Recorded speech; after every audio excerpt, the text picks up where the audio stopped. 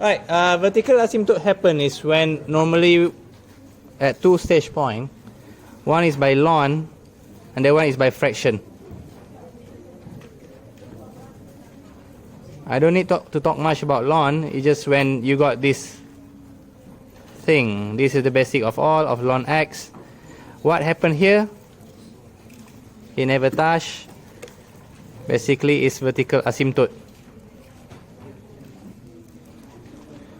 of x equals to 0. Remember, vertical asymptote is x, horizontal asymptote is y. For ln, there's not much for you to discuss except that you need to remember it's a ln where inside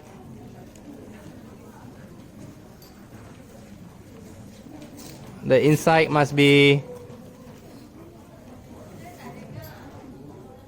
I haven't speak anything.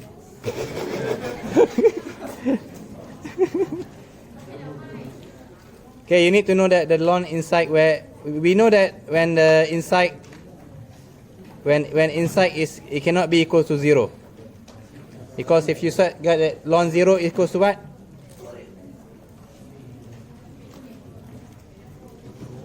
You got ln 0 equals to maths error. This vertical asymptote happens when this error occurs.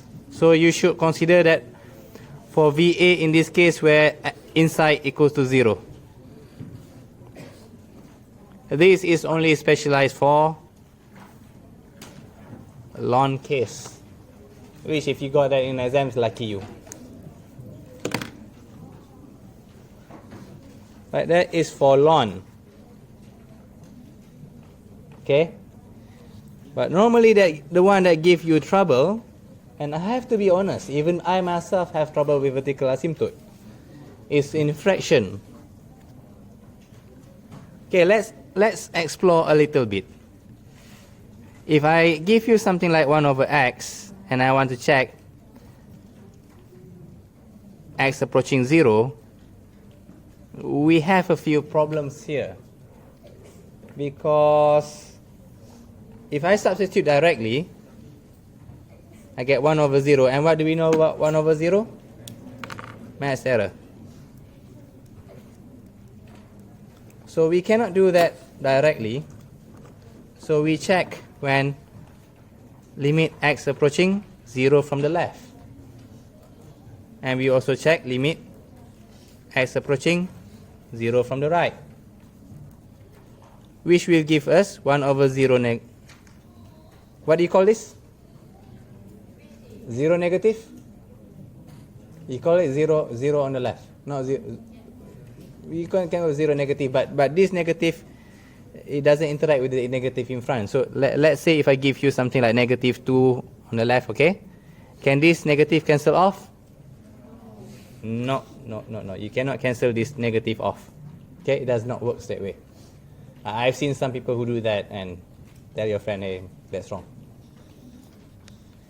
In fact, 0 from the right, we go 1 over 0 from the right. Okay, in this case, it's permissible. It's not 1 over 0 directly. Okay, so let's have a bit of deduction. Give me a number from the right. 0 from the right. Closer, approaching to 0. The thing is 1 is over here, it's far away. 0.999 is over here. Yeah, we can have 0 until 0.0 until tomorrow we're not going to finish our class. So I suggest two numbers, 0.1 and 0.01, and even if you're a bit more kiasu, then 0.001. Right? I wonder, does the international people know what kiasu means? So you can check yourself what happened when you put it over here. What do you get yourself with 1 over 0.1? Sorry, on the right is over here. 1 over 0.1, what do you get? You get 10. 1 over 0.01, what do you get? 100. 1 over 0.001, 1000. So we can give a wild guess. The smaller the number, this will go until The smaller the number, it will go to infinity. Okay, the one that we learned the other day. How do we get infinity? Either we plus things, or we power things, or we divide by a very, very, very small number. So this one here, if you see this in exam, so directly just put yourself for infinity. Even if you are more kiasu, then put yourself a positive infinity. Okay? Same ideas goes when you go to the left. Give me a small number from the left, approaching to 0. Negative 0.1, negative 0.01, negative 0.001. You can go things like that. And here, if you try over here, 0.1, negative 0.1, negative 10, 1 over 0.01, negative 100. So what does it mean, the smaller the numbers that we're going? We get ourselves negative infinity. The idea is for you to know, is it negative or is it positive infinity? Right? Whenever you try yourself, you got 0 negative and 0 positive. That's our main idea. Is it positive infinity or is it negative infinity? Okay, those are easy examples. If we go something further, like this, 2 minus x. You want to do 2 minus x first? Yeah, I think it's okay. Let's take it a bit easy for you. That one is when x is negative, so it might cause some problems. What about x minus 2? Where x approaching 2.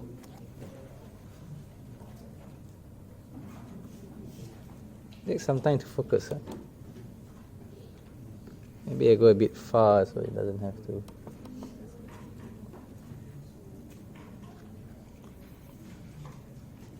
What about from the left and limit x approaching 2 from the right? Okay, you know what people say, the right is more blessing, kanan tu lagi berkat. So let's try the right side first. I suggest you do the number line that how I did. Okay, so 2 from the right, give me 2 numbers. 2.1, the other one 2.01. Excellent. So over here, if you got confused, you can press your calculator and tell me what you get. What do you get for 1 over 2.1 minus 2? You got 10, right? So what happens if you do 1 over 2.01 minus 2? 100. So this one here, where does it go? Positive or negative infinity? Positive infinity. And that's all what you need to write down in exams. Okay? What about this one here?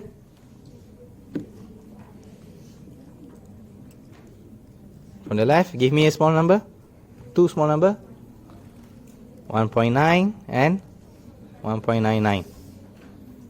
You put 1.01, that means it's over here. Still far. So press them over in your calculator. 1 over 1.9 minus 2. The other one is 1 over 1.9 minus 1.99 minus 2. What do you get? A negative or positive? Negative, negative big number, right? So it means negative infinity. Okay? Over here you can conclude a few things which I forgot to say just now. Alright, so what can we say about limit x approaching 2? From the left and from the right, are they the same? They are not the same. So in exams, this is what we write down. Limit fx x approaching 2 does not exist. Normally when limit does not exist at that point, if it's approaching negative, positive infinity, since approaching infinity, I can add this line. This is my own invention.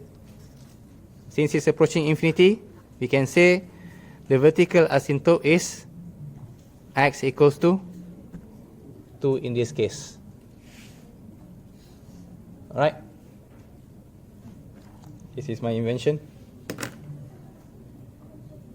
Not all limit does not exist has vertical asymptotes. Right? Only when it's approaching infinity, then only it has asymptotes. Or we can say plus minus here, whatever. Yeah, you can put it at. That means it's heading in two directions.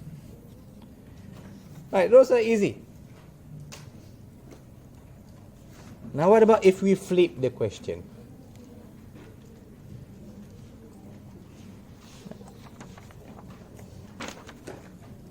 Let's take a different. What about 2 minus x this time?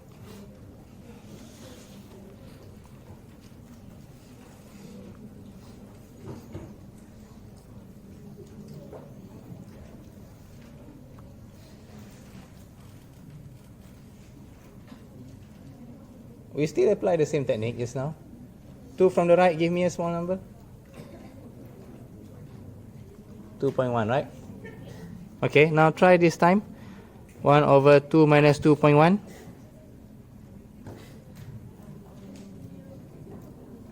The thing that we want to know is it negative or is it getting bigger or smaller, that's all. So it's a negative infinity. What about this one here? 1 over 2 minus 2 from the left, it will be 1.9. So you get yourself positive this time, right? Positive infinity. The idea is you want to know is it negative or is it positive. How do you get to 1.9 and 2.1 so fast, sir? Well, I just remember what I did just now. But if I were you in exams, I'll do the number line as how we did just now as well. Right? There's nothing special about me. I just use this way. So I want you to know, as you can see over here, there's a flip things happening. 2 minus x this time give you positive infinity. Last time x minus 2, it gives you negative infinity. What I want you to know is that from the left does not necessarily means give me negative. Alright? How do you want to know? Is it negative or positive? Simplest way, press your calculator. Understand? Just you need to get the number correctly. How are you going to get the number correctly, sir? I'll do this way. Okay? So what's the vertical asymptote in this case?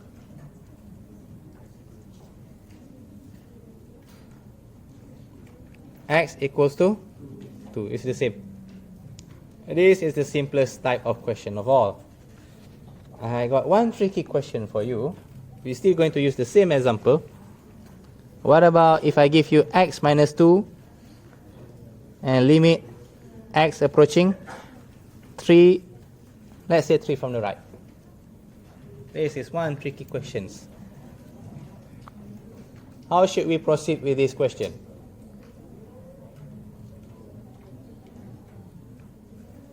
I give you a little tips.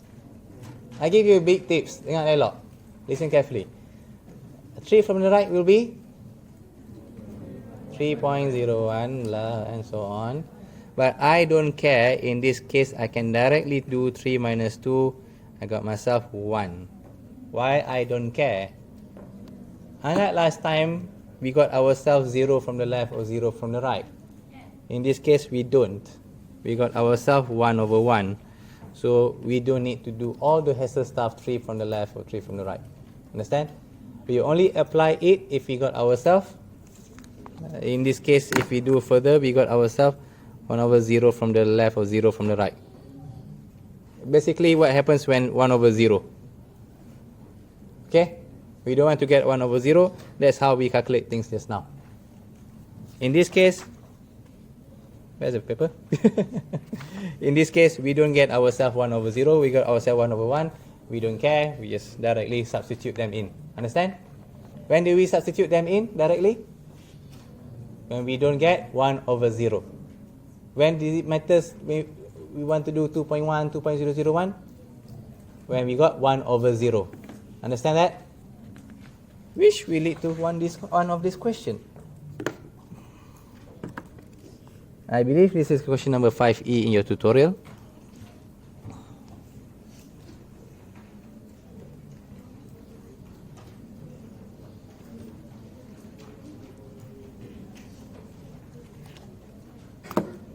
I suggest you do this part. When you see this question, my first suggestion will be, what happens if I substitute 6 immediately? Unlike last time, we have multiple x, okay? Unlike last time, we have multiple x. Now I ask myself, what happens if I substitute 6 directly? Which part I get 0? This one give me troubles. Okay, the other two, not a problem, sir. So I suggest you split them up. This is my own invention. You split them up like that.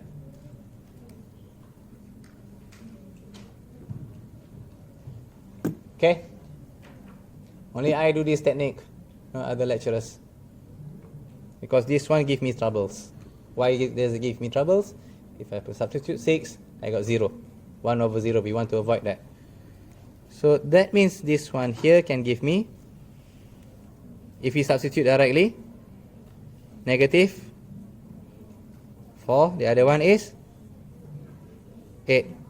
Okay, I can go for the negative 1 over 2. And now, 6 from the left. What is it? If you got confused, 6 from the left, 5.9 will be sufficient. If you are unsure, 5.99. So 1 over 5.9 minus 6.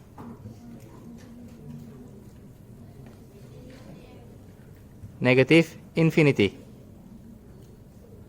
Are you guys okay?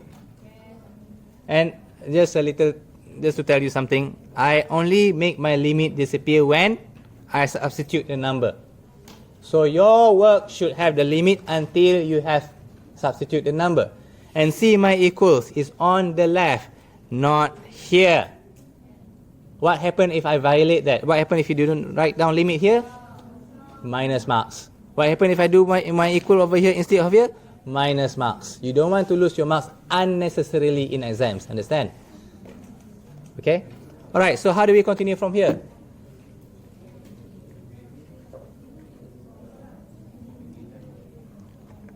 Four over 8 times infinity, pretty much useless.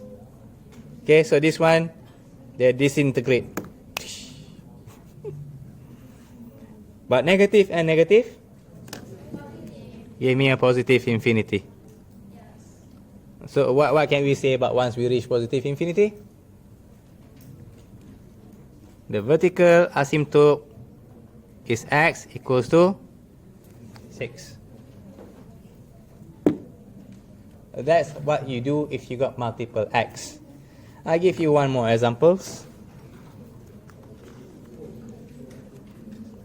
which I do find it quite annoying.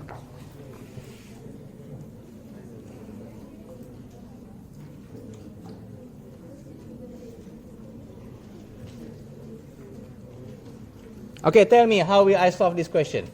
How do I proceed? Let it give some time. How do I proceed?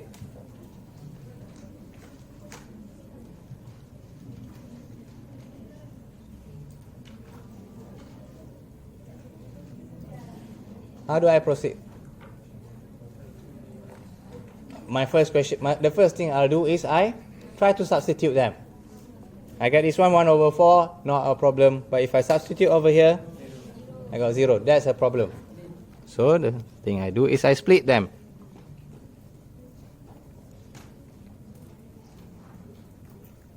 If you are lazy, at the very least, write down your lim. And then oh sorry, this is x. My goodness, where the 4 come from? Okay. So now I substitute my 4. This one I got 4, not a problem. But what about in here? 4 from the right, give me a small number. 4.001, I don't mind actually. So substitute inside 1 over square root of 4.0001. Press it in your calculator, you get yourself positive or negative? Positive infinity. Positive infinity over 4.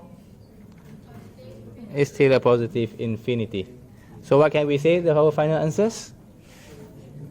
No. The vertical asymptote is x equals to 4. If you don't write this final line, well, you lose your marks. Understand? Hopefully that clear up some of your confusion, and you can go and argue back with your friends and tell them why they are wrong. Okay?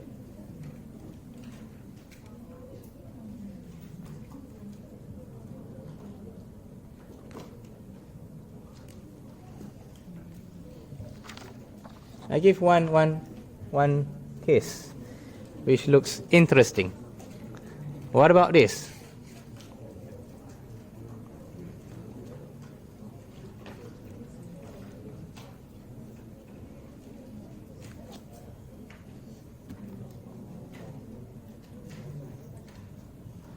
Hey, hurry up. What do you think?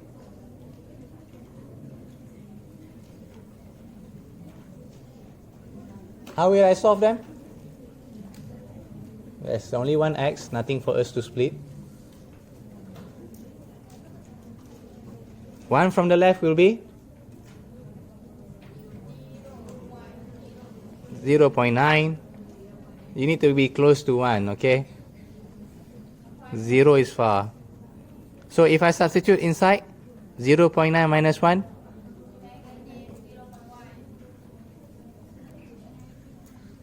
and what will I get? Is it positive or negative infinity?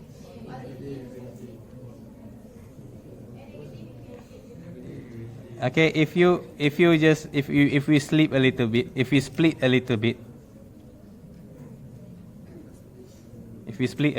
the negative I'm putting outside, the stuff inside will give you positive infinity.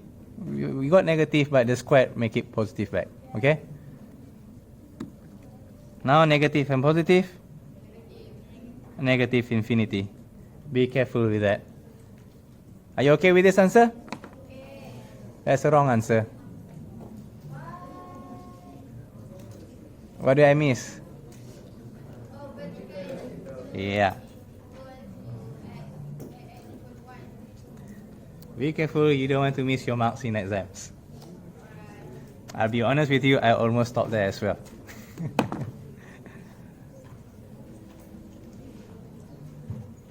Okay, hopefully that clears things up. If you have difficulties on this part, vertical asymptotes, I'll be honest with you, even I myself takes a lot of time for me to understand. So don't be ashamed of yourself, okay? You only check when the denominator becomes 0. In this case, when this denominator becomes 0? When x equals to 0 lah. Okay, what about when x plus 1? When does it become 0? You only check at x equals to negative 1. Okay, now what about when x plus 1? When does it become 0? When x equals to negative 1. What about this time? X squared plus 1? Plus minus. This is tricky, because if you do x squared plus 1 equals to 0, x squared negative 1, so x is square root of negative 1, which is impossible. This is imaginary. So for this particular case, dA does not exist. dA does not exist for all cases. Alright? I think that's all good.